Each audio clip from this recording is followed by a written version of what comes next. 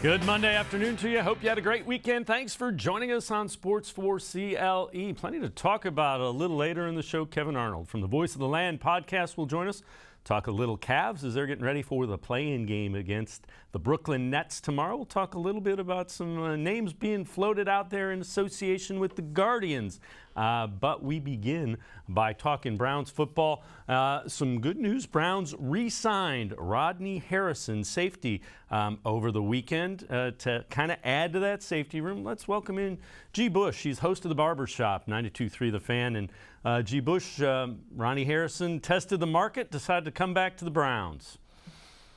Like it. Bring him back into the fold. I think Ronnie Harrison is a nice depth piece, especially when you're looking at, Grant Delpit, who's had injury problems, who has had some injuries in the past and wasn't up to, full speed when the season started. Ronnie Harrison, came in and could play a little bit of strong safety or free safety, no matter which one of those are. So that's a great depth piece to have. And also, Ronnie Harrison has shown some ability to make some plays, had some interceptions, had some breakups. With Ronnie Harrison, the only downside with him is he has a tendency to kind of blow coverages a little bit. Sometimes he does stuff to get unsportsmanlike penalties, a few of those last year. But in terms of, what he can do as far as being a playmaker, he's shown the ability to do that. 1-year deal. I like it. The more you could add some depth in the back seven, especially when you're talking about defensive backs, the better. He may not be a starter or a guy that's going to, start, 15, 16 games for you, but he will give you some opportunity to mix in your rotations. He gives, he gives the defense an opportunity to also play some different looks with maybe 3 safeties, as Joe Woods likes to do. So he gives you that flexibility, and now you can concentrate and look at the draft to fill some of the holes up front, because I think the position that we really need is edge rusher, defensive tackle. You're also going to need some depth at wide receiver, so you can focus all of the money and assets on those 2 positions. And Ronnie Harrison is a guy who already knows the system. Bring him back, and we should be ready to roll come in the first game of the season. Yep, I'm with you. It alleviates the need to go get another safety for that safety room. Browns also signed a quarterback, Josh Dobbs, who had played with Steelers for a couple of years, agrees to a 1-year deal that was announced over the weekend as well. Here is Shannon Sharp from FS1's Undisputed on what the signing of Josh Dobbs means for the Browns at the quarterback position. Shannon, how do you think this impacts Baker's situation? Baker ain't got no situation. I mean, he got all brothers. What else do they need, Skip? They got all brothers. They got some dual threats, They man. got Deshaun, they got Brissett, now they got Josh Dobbs. Yeah. Skip, this is just more confirmation. I didn't need any more confirmation. Skip, you know what I do? I get upset. When they ask me, Mr. Sharp, do you have a confirmation? I said, my credit card is confirmation because I got a $4,000 charge on there. Yeah, we see where we build your card. Okay, that's confirmation. Oh. You got confirmation Baker wasn't going to be on this roster when they gave Deshaun Watson $230 million guaranteed dollars. Mm-hmm. That was all the confirmation I needed. I didn't need them to sign any quarterbacks. They could have gone into the season with 1 quarterback. Baker Mayfield wasn't going to be on this roster, Skip. Now that you have 3, Andrew Berry can say everything he wants to try to keep Baker Mayfield trade value high. But it's not going to get any higher than possibly a 4th or a 5th round pick, Skip. And G. Bush, the thing that I like about it is they're clearly going to use the legs of quarterbacks to threaten the defense. That's what Watson, that's what Brissett, that's what Dobbs can do. And you know what is smart? If last year we looked at, the situation with Baker Mayfield, and I never really kind of got this when in college either. So you've been successful with mobile quarterbacks, running quarterbacks, dual threat quarterbacks. And then for some reason you go out and you just say, all right, I'm going to recruit this 5-star quarterback who is a pocket passer, strictly throwing from the pocket. And you're like, well, hold on. Your offense isn't set up like that. Your offensive linemen don't exclusively pass set. And your receivers are more of hybrids and running backs. Why would you take a pocket passer just because he wants to come there? And it always ends up bad. you had success for years using one type of quarterback, and instead you just try to recreate the wheel. No, you go what works better for you. And Kevin Stefanski said we're going to do some things that work out better for Deshaun Watson and what he does best and his skill set, which is obviously being mobile, moving around. So what did they do? They didn't go get a quarterback that's a statue in the pocket. They didn't go do that. They said, give me Jacoby Brissett, and then let's go get Josh Dobbs, and we're gonna put in an offense that we feel is going to be successful. And so if Deshaun Watson misses a few games, guess what? Deshaun Watson will just be out a couple games, but the ball don't stop. Jacoby Brissett will be running the same offense in camp. Josh Dobbs will be running the same sets that Deshaun Watson would have been running in camp, and they'll all be one lockstep on the same page, running the same stuff. And that sets you up for a situation where you can be successful. Now you can use the quarterback's legs, you can lean on your running game, you can run play action. So guess what? We're ready to go either way it goes. The room is set. Everybody has the same playbook. Everybody is on the same page. And the Browns are going to move forward with one new philosophy. And the underrated part of all that is something that you said in the beginning. It's the way the offensive line blocks. That's key. It's got to fit with the style of quarterback play, and that's something you can't mix and match. So that's the reason for getting those types of quarterbacks. All right, let's take a look at this. Pro Football Focus, best case scenario for every NFL team without a first-round pick. That includes the Browns. So for the Browns, they get an impact starter on the defensive line. Boye Mafe from Minnesota, David Ojabo from Minnesota are two that they mention. Ojabo has the torn Achilles. Let me ask you this. If Ojabo is sitting there at 44, if you're the Browns, do you take him knowing you might not have him at all this year? Oh, man. Put you on a bind there. I'm glad. I'm glad. See what you're doing? You threw that in there. I'll tell you what. If it's at 44 and knowing I don't have my first round draft pick, I can't do it. I can't do it because now I'm looking at holes and I would have to lean on. That's why we got Winovich over on the other side. I'm still working diligently to see if we can get Clowney to come back, and then maybe we can use that pick at 44 to look at defensive tackle or look at a receiver that may slide or use that ammunition to go up and grab a receiver that may slide in the late first round. I need those two positions, but it is very tempting because he can play. Ojabo is a guy who has great bend. He has great acceleration, great get off. When you look, he played on the other end of Hutchinson, and you see what he could do when he played on the other end of another great defensive end. Hutchinson's going to probably go in the top 1, 2, 3 picks, but Ojabo has some stuff that is a little better than Hutchinson. He's straight line speed, faster. I think he's more explosive than Hutchinson. Now Hutchinson is going to play the run a lot better. He's going to use his hands a lot better. I think his body type, he's more stronger and his body is physically fit to take the pounding right now. Hutchinson's a day one 3-down player right now for a team, but Ojabo, I believe, can provide some very good reps, some pressure in the sub package, and I think he's going to be an elite pass rusher. And if he can work on the run game and work on some run stuff, I think he'll get there. But I don't think the Browns are in a position this year to go up that far and grab him and sacrifice missing on some of these other guys who we legitimately have holes with. Yeah, I'm with you. And the thing I would say is watch for one team at the bottom of that first round, the 28, 29, 30, 31, because you get that fifth-year option with a guy that's injured that if he was healthy, he's probably top 10, top 15 talent. Yeah. G. Bush and I are going to step aside, take a quick time out. Other side of the break, we're going to do G. Bush GM. We'll put G. Bush on the spot with 44 and 78 for the Browns. Sports4CLE, we'll be right back. Stay with us. Come back to go forward. Back to learning new things. Back to pursuing your dreams.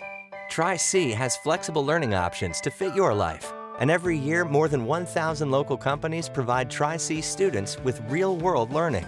The right education can boost your lifetime earning power by hundreds of thousands of dollars. Start now with a college education you can afford. Tri-C, where futures begin. When it comes to selling you a mattress, most retailers are handing you a long line of extra steps that drive up costs and create confusion. At the Original Mattress Factory, we simplify the mattress shopping experience by building mattresses and box springs in our own local factories and selling them direct to you. It's short, sweet, and simply makes sense. So experience more than just the mattress store. Experience an original, the Original Mattress Factory. The Ohio Lottery Partners in Education program recognizes role model students and teachers from across Ohio. Nominations can now be done completely online. To nominate a deserving teacher or student, go to OhioLottery.com. In the About section, find Partners in Education. There you will find links to the nomination forms. Students, kindergarten through 12th grade, can be academic all-stars. Teachers can be honored as a Teacher of the Month. The Ohio Lottery Partners in Education, where stars shine.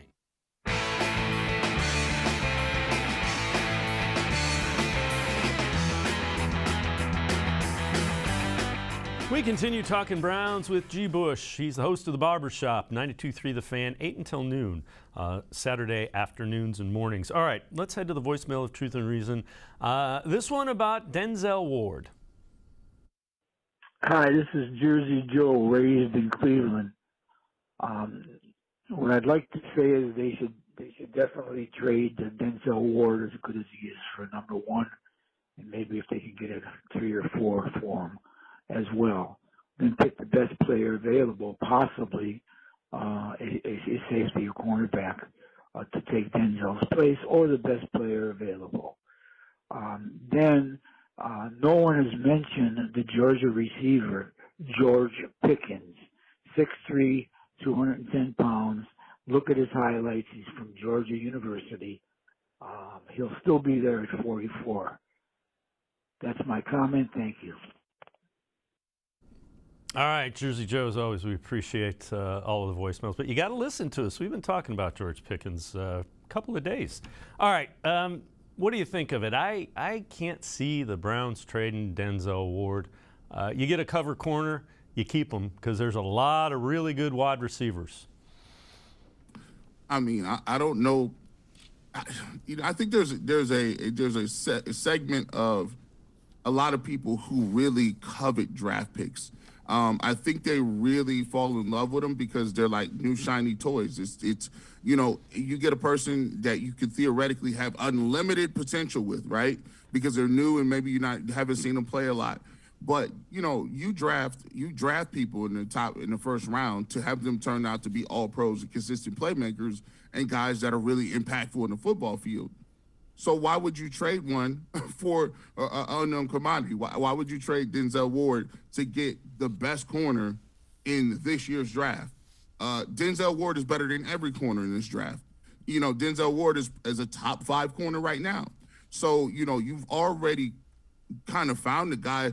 All you got to do is keep him and develop him, right? Your job is to go out and find other places and other guys to fill in the roster holes that you have currently right now. I don't think, Denzel Ward is going anywhere. I think you should build upon that. One of the areas of strength that we talked about with bringing back Ronnie Harrison is the fact that you don't have to get anybody. All you got to do is keep Denzel Ward. You got Newsome. You got Grady Williams. You got John III. You still got Delpit coming back. He'll be full speed after 1 year after the Achilles injury. You got Harrison. You got another other depth piece. Stewart played well last year. So you look at it, you got the secondary ready to go. Now let's build everywhere else. Let's see if we can avoid taking away somewhere, making somewhere else stronger, and then making the secondary weaker. I think you stay right there. And I like Pickens, too. I like Pickens. He may be available in that second round area. So I don't got a problem with the Browns going after him, too. All right, here it is. G. Bush, GM. So 44th with the Browns. Various mock drafts have tied George Pickens, who the caller talked about, wide receiver from Georgia, coming off an injury, Sky Moore from Western Michigan, another wide receiver. Defensive tackle, Travis Jones from UConn. Defensive tackle from Perrion Winfrey from Oklahoma. Those four are all sitting there. Who does G. Bush GM take with the 44th pick for the Cleveland Browns? I would probably go with Perrion Winfrey. I like what I see from him. I think he has the most upside in terms of rushing the quarterback too. See, I like my defensive tackles to not only stop the run, but also get upfield and be able to play the three technique and go ahead and rush the passer a little bit as well. You look at it, you're going to have an opportunity to really get a lot of one-on-ones in the middle if you're going to be able to bring back Clowney, or you're going to be able to obviously you have Myles Garrett on the outside. Pickens is a guy who I would be tempted to take. Like you said, he's coming off injury. I like his size. I like his stature. But he was a 5-star recruit coming out of high school and didn't really turn it on the way I thought he would have, given his stature, his size, and his guy-given natural ability. However, I do think that Georgia does run the football a lot. I think Georgia, that's the predication of how they want to go about, playing games. But I tell you what, I take Winfrey because I think he can give you multiple things in the middle. I think he's active enough. I think he played against some good enough competition. On defensive tackle for UConn, I like him as well. I just don't know how that is going to translate, not playing the type of schedule that Winfrey played, and I think he's a little bit better of a pass rusher as well. So at 44, that's what I would go take if he's available. If he's not available, I would actually look at Sky Moore as a second pick as well. I'd take him second over Pickens because I think he can move. I think he's shown that he doesn't have the injury track history with Pickens. So I'll go with Winfrey. If Winfrey's not there, give me Sky Moore. Yeah, we've heard from Winfrey and love the attitude. I think he would fit right in with that defensive line. All right, so you're going to go Winfrey at 44. So coming back at 78, again, these are all guys that have been tied to the Browns through various mock drafts. Alec Pierce, Cincinnati wide receiver. John Mechie, Alabama wide receiver. Edge rusher Drake Jackson from USC. Edge rusher Kingsley Engbare from South Carolina. G. Bush GM, who do you select at number 78 after you have taken a defensive tackle? Is between Pierce and Mechie. Pierce is a much better athlete than I thought he was. Go back and watch the NFL Combine. I thought he caught the ball well. I thought he had a super fast 40 times. I want to believe he's somewhere in the, in the 4.4 range. Mechie is a guy who came off injury or whatever. I like him a lot. I just do. I mean, he's not Jalen Waddle, but I like what he can do. He reminds me of a upgraded version of a Jarvis Landry. He obviously played in a system where you had Jamison Williams, who was a burner, transfer from Ohio State.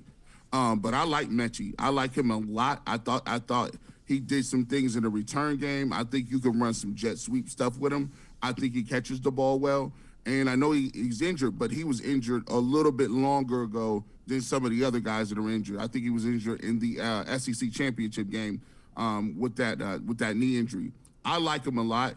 I would probably take Mechie if he's there at pick 78. I really do. I think he's a guy that can fit well, and I think he can mix and match some different things that isn't available on the roster right now.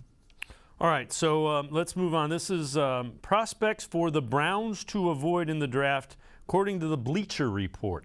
And I'm going to ask you who you would avoid, but let's go through this. They've got a wide receiver from Purdue, David Bell. Zerline points out lack of functional explosiveness, speed, change of directions, showed that combine simply can't be ignored. They think that may add up to him being a bust. Another one, the guy we just talked about, they say they should avoid Mechie, tore his ACL SEC championship game. Unclear how that could affect him when he gets back on the field. Prevented NFL teams from getting a look at him to the build-up to the draft. Okay. And then they say they should avoid Logan Hall, defensive tackle from Houston. Improvement lies ahead for Hall, but he needs a scheme fit and an extended runway as a rotational lineman. That's not what Cleveland needs. So they don't think he's going to be ready in time to help. When you look at that, who do you think the Browns should avoid? Is there another one that you would go off the board and say, this guy that's kind of tied to the Browns I wouldn't do? Obviously, you disagree with Mechie. I'm kind of with you there. If the medicals check out on Mechie, I'm intrigued. Who do you think the Browns should avoid? This guy, it's actually in I can see Drake London being there. I can see Drake London sliding a little bit at the end of the first round. And Drake London is there, and he's sliding. And you're sitting there at 44 with that pick like, well, I mean, he's one of the receivers we talked about. Should we go back up and get him? Even when the Browns were in the mid-teens and they didn't trade the pick before they traded for Deshaun Watson, I was a little scared off of him as well. My problem with Drake London is he's not fast. He's not a fast guy. He's a tall guy. He's a physical guy.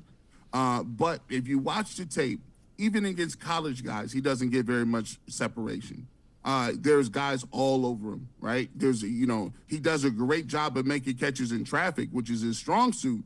But I think it's a bit of a double-edged sword because, yeah, you can make those catches in traffic, but there's a reason why those guys are all over you. That's because you lack the ability to get vertical and lack the ability to create natural separation. Now, you don't need as much as that if you're a 6'5" guy with a big body. Also, I think when you look at it, as it translates to the league, I think it's going to be very difficult for him to, if say for instance he played, tight end, or he was more of an H-back, or he was one of those gadget guys, where he was going to be in around the formation. He's not as athletic as a guy like a tight end. His name is escaping me. Plays for Atlanta now. He's not one of those guys. Kyle Pitts. Yeah, Kyle Pitts. Yes, he's not Kyle Pitts, right? Kyle Pitts is that size, but he's running 4.44, 4.2, 4.42, 4.43, and he's playing tight end, and he can get separation. So for me, Drake London's not one of those guys, because if you can't get the separation and vertical ability in college, everybody in the pros is going to be that much faster, have that much ability, and I think he's going to be a guy that you're going to have to really, really force to get the rock. So I would stay away from him. G. Bush and I are going to step aside, take a quick time out. Other side of the break, we'll take a look at some guys that the Browns possibly should trade up for in the second round. Sports4CLE, be right back. Stay with us. When it comes to selling you a mattress, most retailers are handing you a long line of extra steps that drive up costs and create confusion. At the Original Mattress Factory, we simplify the mattress shopping experience by building mattresses and box springs in our own local factories and selling them direct to you. It's short, sweet, and simply makes sense. So experience more than just the mattress store. Experience an original, the Original Mattress Factory. The Ohio Lottery Partners in Education program recognizes role model students and teachers from across Ohio. Nominations can now be done completely online. To nominate a deserving teacher or student, go to OhioLottery.com. In the About section, find Partners in Education. There you will find links to the nomination forms. Students kindergarten through 12th grade can be academic all-stars. Teachers can be honored as a Teacher of the Month. The Ohio Lottery Partners in Education, where stars shine. Thanks for buying a fishing license. I want you to picture all the great things this simple purchase does. Like building public boat ramps, keeping local waters clean, and maintaining a healthy fish population. What's Mom doing? When you buy a fishing license, you do a lot. Every dollar protects and maintains your local waterways for future generations to enjoy. Visit takemefishing.org.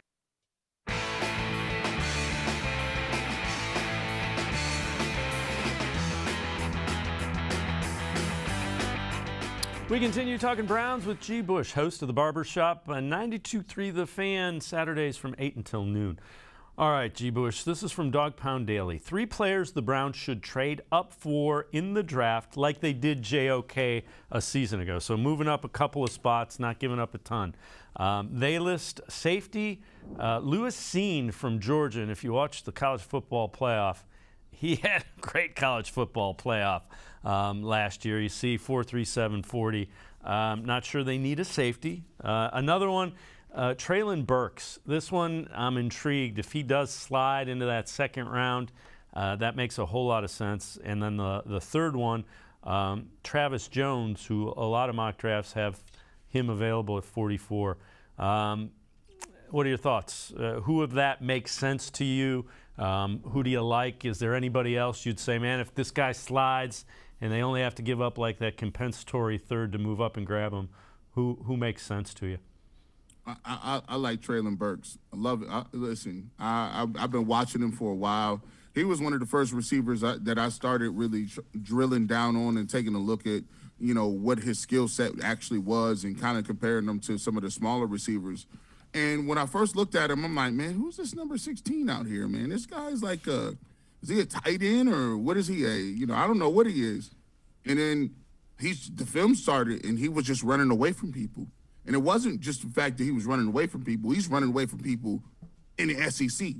I mean, he played some of his best games against the top, top schools, especially Alabama. Played his tail off in that game.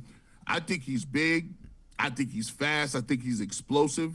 I think he's a vertical threat. He brings that stature. He's that big body 6'4" guy, but I think you can run him on a lot of stuff. I saw, if you watch what Deebo Samuel does in San Francisco, you don't even really know what Deebo Samuel. For a while I'm like, is he a running back? Is he a tight end? He's getting a lot of handoffs in the backfield. He's catching the ball, in out of the slot. I think that's a great way to use Treylon Burks at the next level. And if he's there, I'm definitely packaging that up, especially if you don't get a guy that you want, like a Will Fuller or somebody else, or you find that those guys aren't trying to re-sign like Jarvis Landry. That's a great opportunity. I'll be fine with packaging that up and going to get Treylon Burks and figuring it out on the back end with the defensive tackles and other different positions of need. Yeah, and it'll be interesting to see. His combine wasn't great, so we'll see if he slides. I got to believe somebody, again, at that bottom half of that first round is going to snatch him up and figure out a way to use him. All right, best landing spots for Pro Football Focus's top remaining free agents. We have a couple of them with ties to the Browns. So number 1 on this list, edge rusher, and they say Jadeveon Clowney to the Browns. Updated contract projection, 1 year, $15 million, $12 million guaranteed. And then the other one they have, the fifth one is J.C. Tretter. They say he's going to end up with the Dolphins, and they say 2 years, $12 million guaranteed. I'm all in. If it's 1 year, $15 million, 12 guaranteed for Clowney, sign that right now. Go get that. Drive that contract to the man. Man, listen. I got a little gas in the tank. I'll go get it to him myself. Go ahead, just make sure you notarize that thing. I'll drop him off a sandwich too. If you need me to. I got that. That is a bargain deal, and that is a big. I will feel much better when they sign him, or if they can get him signed again, because now I can legitimately start Xing off these little places where I don't need a full-time upgrade at these positions, or I don't need to go out and look at the draft to find full-time this position and that position. If we can get him back, I think Jadeveon Clowney played great football last year. I thought he showed a little bit of heart playing through some injuries. I also thought that, he upgraded the Browns defense and showed us what 2 pass rushers look like. So if we can get him back into the fold, I start going down my roster and I start going and looking at it from tandems. If you're telling me there's 2 other defensive ends out there better than Clowney and Myles Garrett, I don't think you can tell me that. If there's 2 better corners out there than Newsome and Denzel Ward, I don't think you can tell me that. Who has the best guards in football? We got Teller and Batonio. You see what I'm saying? And you already know we got the best 2 running backs. So you start looking at the roster from that perspective, and you have athletes at every level. And I think if we could give him back, the AFC is on notice. They're on notice that the Browns is they're Super Bowl ready. They're Super Bowl ready, especially if Deshaun Watson is not going to be missing 6 to 8 games. All right, so this one's according to the NFL Analysis Network. 2 free agents the Browns should sign that are still out there, and they say Jason Pierre-Paul, which is intriguing. Solid replacement for Clowney would be Pierre-Paul. Outside of the prime, still a solid edge rusher. You see the rest of that. And then they also say wide receiver Will Fuller. Adding Cooper was big acquisition, and you see the rationale. The other thing to point out, Fuller does have a history with Deshaun Watson, a history of being pretty effective and pretty productive. So as we look at that, let me ask you this, G. Bush. Will Fuller or Jarvis Landry? You can only get one. Who you signing? Everything else being equal. I'm putting you on the spot today. I told you it's G. Bush GM day, man. You know what I'm gonna do? Some people may not like it, but if it's between Will Fuller and Jarvis Landry, I would take Jarvis Landry just for this fact. Will Fuller is injury prone, right? He is a guy who's been injured a lot. But if we talking a guy who already knows it, loves it, been here, done that, I think Jarvis Landry will be back. And I think Jarvis Landry is super motivated.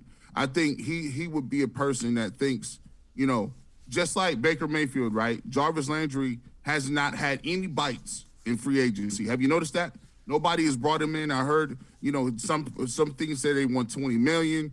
I think Jarvis Landry feels insulted.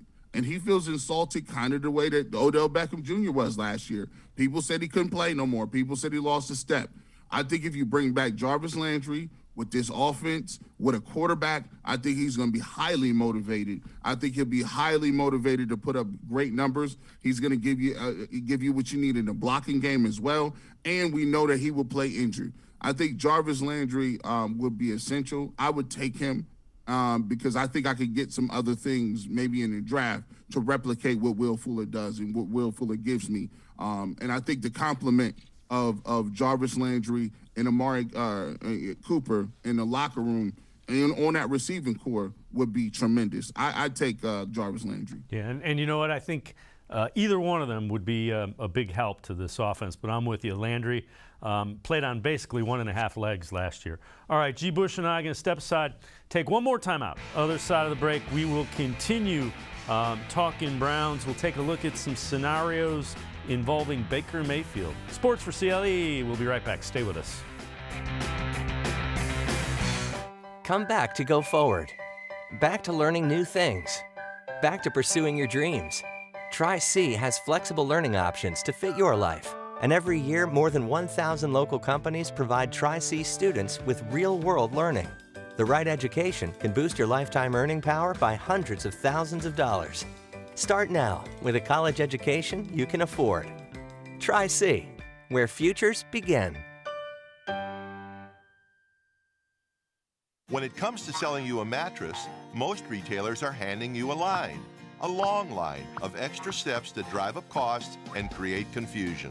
At the Original Mattress Factory, we simplify the mattress shopping experience by building mattresses and box springs in our own local factories and selling them direct to you. It's short, sweet, and simply makes sense. So experience more than just the mattress store. Experience an original, the Original Mattress Factory. The Ohio Lottery Partners in Education program recognizes role model students and teachers from across Ohio. Nominations can now be done completely online. To nominate a deserving teacher or student, go to ohiolottery.com. In the About section, find Partners in Education. There you will find links to the nomination forms. Students kindergarten through 12th grade can be academic all-stars. Teachers can be honored as a Teacher of the Month. The Ohio Lottery Partners in Education, where stars shine.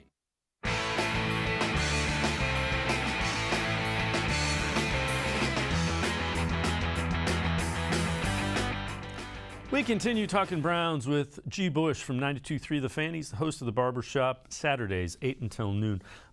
These are trades the 5 trades that NFL teams should try to execute before the 2022 draft. This is from Bleacher Report.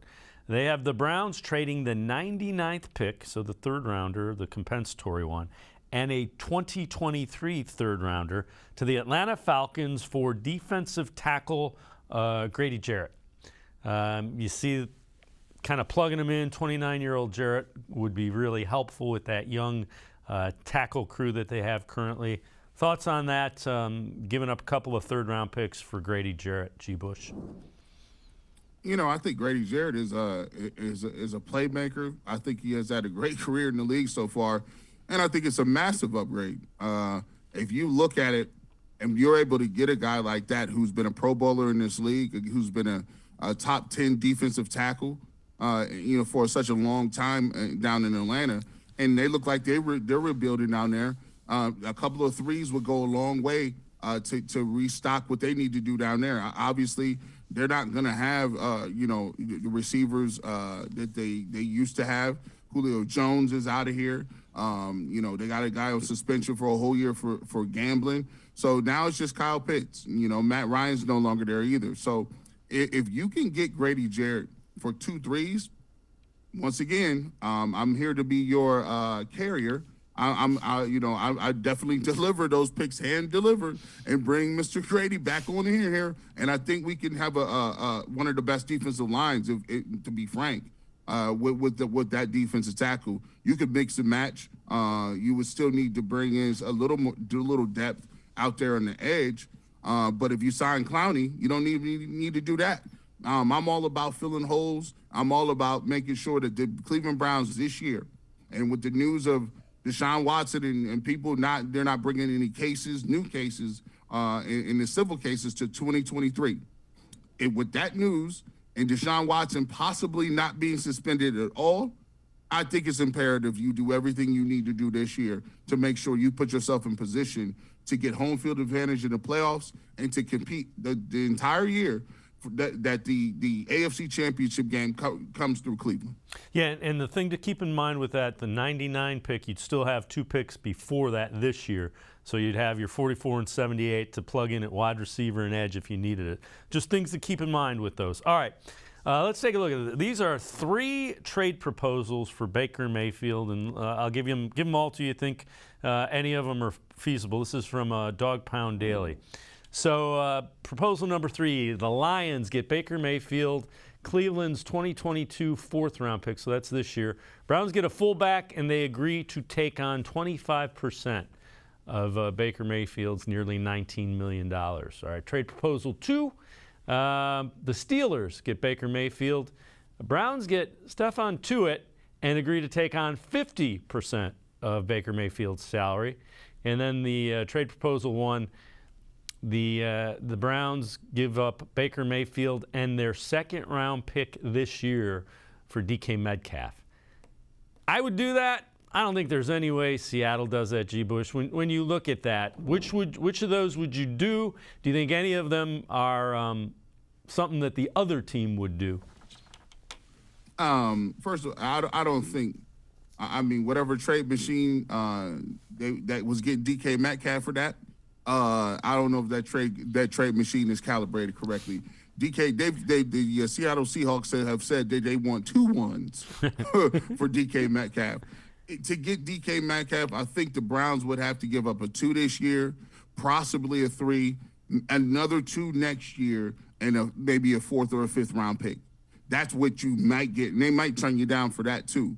I think the second pick with Pittsburgh is intriguing. I think it's paying 50% of his salary, Stephon Tuitt, and they give him Baker Mayfield. Now, look, I think that's roughly $9 million that they take the salary. You would have to play Baker Mayfield in division, but I don't think the Cleveland Browns are worried about that. He'd have to go out there, battle with Mitch Trubisky to even get on the field to be a starting quarterback. And I think the Browns believe that they got a good enough team to beat the Steelers if they do have Baker Mayfield. I don't know if the Steelers would do it. They've already allocated, money to Mitch Trubisky. They said he's kind of the guy. Stephon Tuitt is a rotational defensive lineman who's pretty good. If the Browns could get that, I'd do that deal. I'd definitely do that deal. The number one deal, I believe, I forget who they dealt the pick to. Yeah, the Lions. The Lions, 25% plus the 4th round pick. I don't know. It's 4th round. It's a 4th round pick. That guy ain't guaranteed to make the roster. 25%. Who cares? It's 25%. Yep. Let's make the deal. Because at the end of the day, we just need the money. We need to clear that cap space so we can continue to go get free agents. So I would do number 1 or number 2. For me, I would choose to do 2 because I could get a defensive lineman that could kind of fill a hole already. And I'm only losing money. So I would probably go with number 2. I don't think the Steelers would do it. I think the Steelers would want to pick back and possibly, somebody in return for that. All right, before I let you go, do you think there's any way that Andrew Berry and the Browns are forced to release Baker Mayfield, or do you think they find a way to get something for Baker Mayfield? I think they'll find a way to get something. They'll play the long game. And what that may mean is, hey, we're going to keep him on the roster. We'll keep his roster spot available. And we'll continue to have this thing go all the way throughout the summer, whatever the case may be.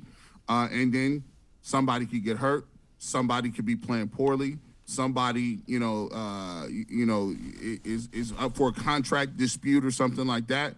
And you got Baker Mayfield right there. Because here's the thing. Right now, he's the number 1 guy on the board.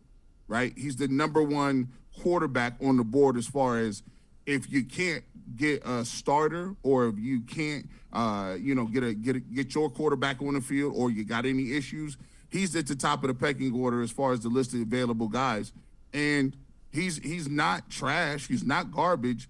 All you got to do right now is just wait and be patient. I think they wait and they're patient. Somebody either gets hurt, something goes down, or somebody, is asking for too much money. Baker will be there, and I think they can really move him. Now, I don't think they'll get rid of his salary, $18 million, scot-free. They're going to have to pay a little bit of that and pair some stuff up with it. But eventually, it may not be today, it may not be tomorrow, but eventually, before the season starts, Baker will be moved, and I do believe they'll have to put something with it. G. Bush, host of the Barbershop, 92.3 The Fan, as always, man. Great stuff. Appreciate the time and the insight. Thanks very much, G. Bush.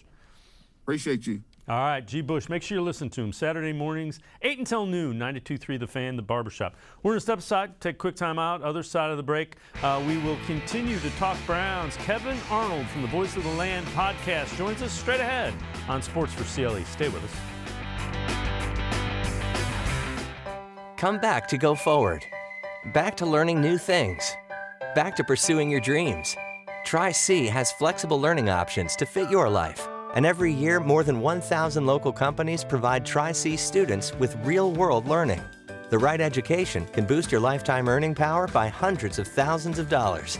Start now with a college education you can afford. Tri-C, where futures begin. The Ohio Lottery Partners in Education program recognizes role model students and teachers from across Ohio. Nominations can now be done completely online. To nominate a deserving teacher or student, go to ohiolottery.com. In the About section, find Partners in Education. There you will find links to the nomination forms. Students kindergarten through 12th grade can be academic all-stars. Teachers can be honored as a Teacher of the Month. The Ohio Lottery Partners in Education, where stars shine. I am powerful beyond my wildest imagination. I will define my future. I will keep challenging myself to improve. Because I am a future leader of this great nation. I will be responsible for raising a beautiful family. And educating not only my generation, but many more to come. I will make a difference in my community. And I will stand up for what I believe in. I will not settle for simply chasing my dreams, I will achieve them. Because I was given a chance. An opportunity. A home. At Family, Career, and Community Leaders of America. The ultimate leadership experience. FCCLA has been one of the greatest experiences of my life. It's made me who I am today. Join us. We'll build a new future together.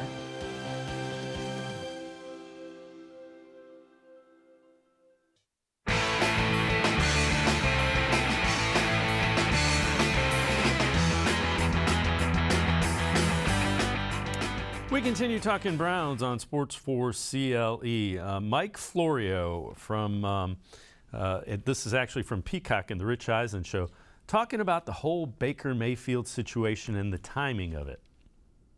I think it's going to stay quiet until after the draft, Rich, because that is the next big data point in all of this as we see who gets quarterbacks in round 1 or round 2.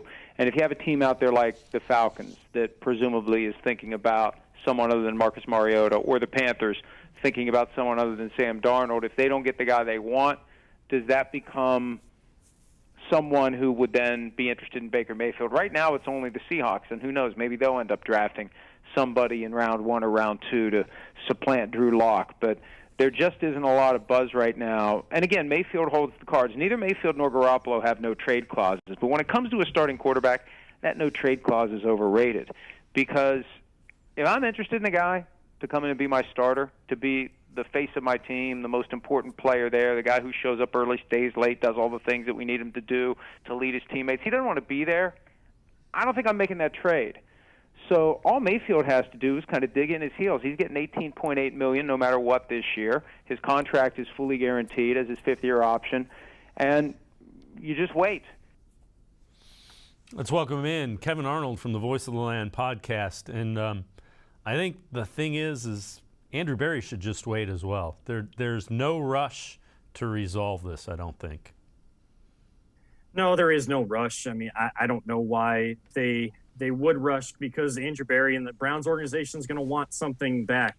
They also have to understand that teams aren't going to rush to get Baker Mayfield either, because teams aren't really interested in paying that $18 million. Now, people could say that that's because they don't believe in him as a starting quarterback. I think there are teams out there that believe in him as a starting quarterback, but there's teams out there that, just like the Browns, are using analytics to fuel information, and they don't want a guy in the final year of his contract not knowing if he's going to be someone they can will stick around, or maybe conversations or information they have says that they're not the representatives for Baker Mayfield aren't sure if he'd be willing to take a little bit less money or anything like that. So there's no reason to rush. You have kind of your quarterback room now filled up with Deshaun Watson, just getting Josh Dobbs, and of course, filling that room up over the last 2-3 weeks.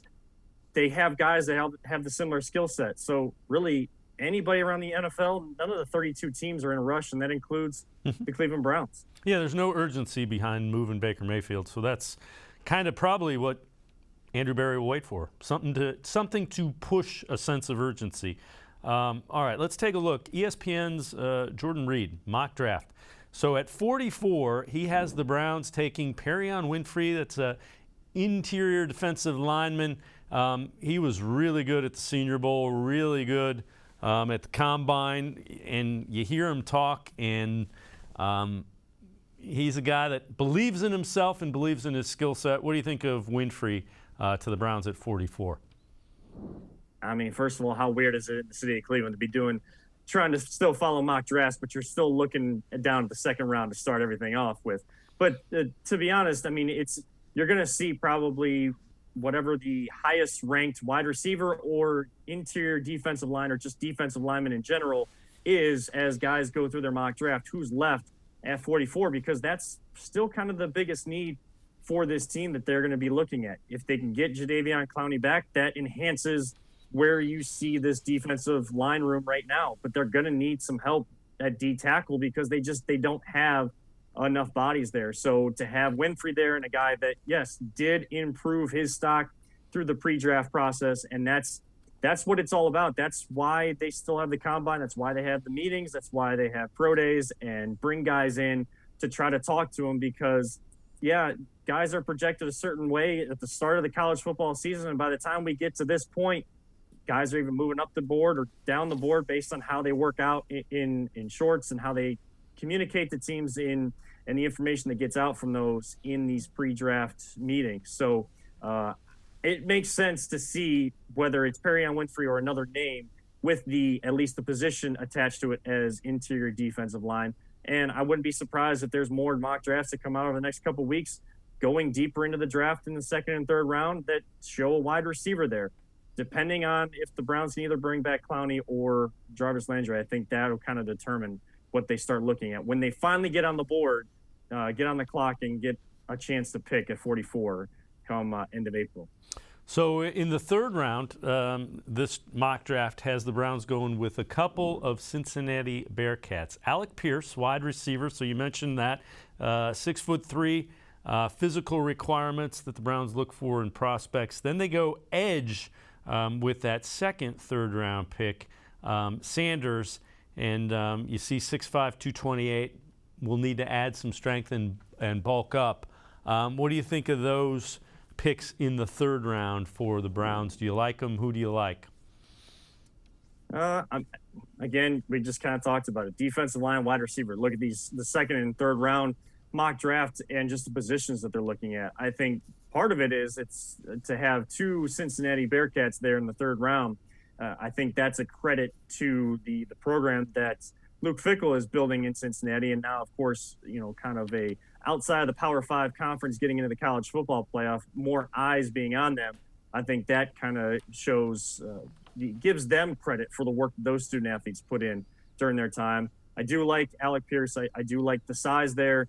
You definitely need to start getting some size on the outside. We've kind of had these, 5'11", 6-foot wide receivers that are very good route runners, but they're not the ones that go up and win it. Now you can look back at what Cincinnati, the Bengals did this last season, and with Jamar Chase, he's not the tallest of guys, but he goes up and high points the football. That's what I'm looking for in a wide receiver. That's the kind of guy they need on the outside. Is the guy that even when you throw it up, in that game against Kansas City late in the year, the regular season between the Bengals and the Chiefs, Joe Burrow was not throwing absolute dimes all game long, but Jamar Chase had a heck of a game because Burrow just knew, hey, I can throw it up to this guy. He's going to go win his 50-50 matchup.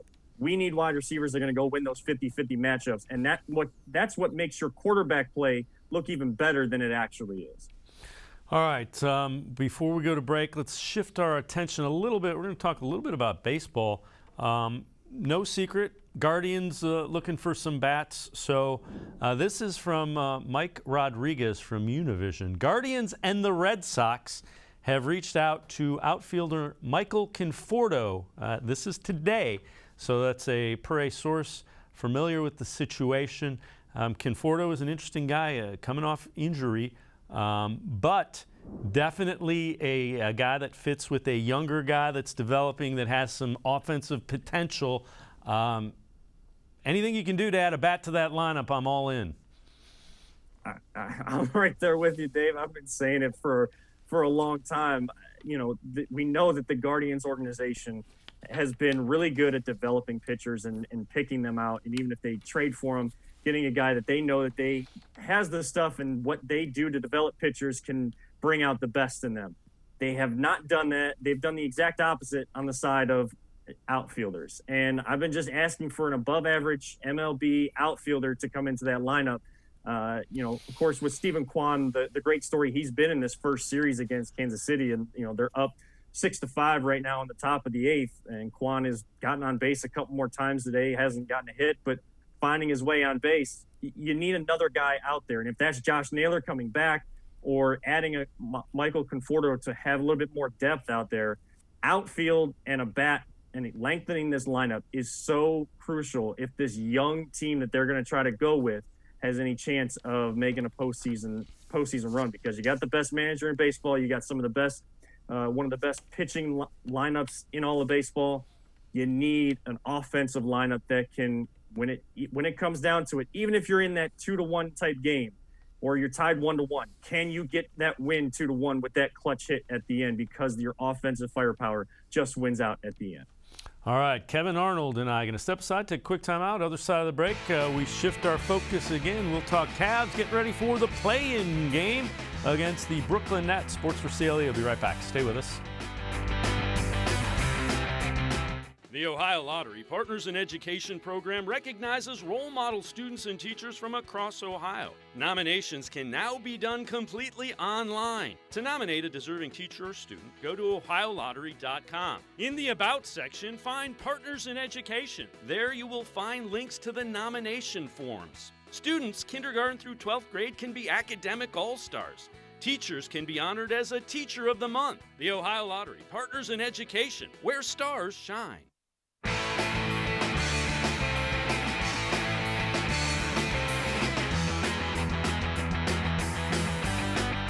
We turn our attention to the Cavaliers. They will be on the road in Brooklyn. They did hold on to that 8th seed, so they need to win one of the next 2 games to get into the real playoffs from the play-in tournament. Very good against the Bucks. Now, the Bucks didn't play anybody. They rested all their regulars, but the Cavs ended that game pretty early in it. J.B. Bickerstaff talked about the win against the Bucks to get them at that 8th seed. I thought they just played the game with purpose. Times this year, we've been in circumstances where we didn't play the game 48 minutes of purpose.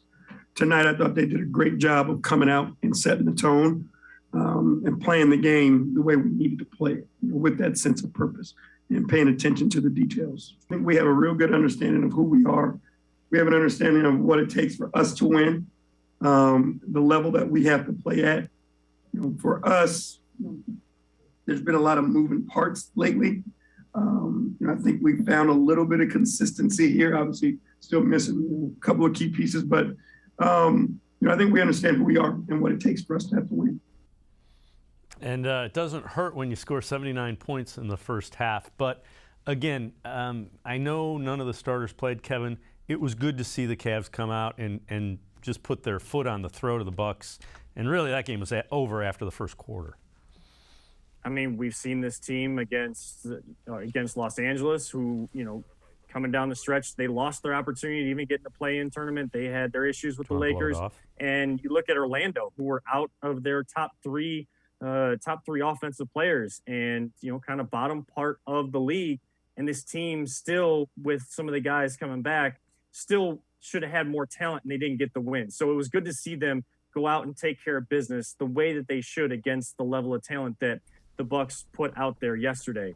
This team, they needed to find some sort of rhythm, and even if you're playing against guys like that, Kevin Love getting a rhythm, some of these other guys, Evan Mobley finding his way back into the lineup coming off that ankle injury, just finding any sort of momentum for yourself as an individual and as a team can more than help you. With only a day in between, now you're just kind of on that regular every other day type schedule that you're used to in the regular season. It's just next game up, and let's try to go take care of business and not have to worry about playing a second one.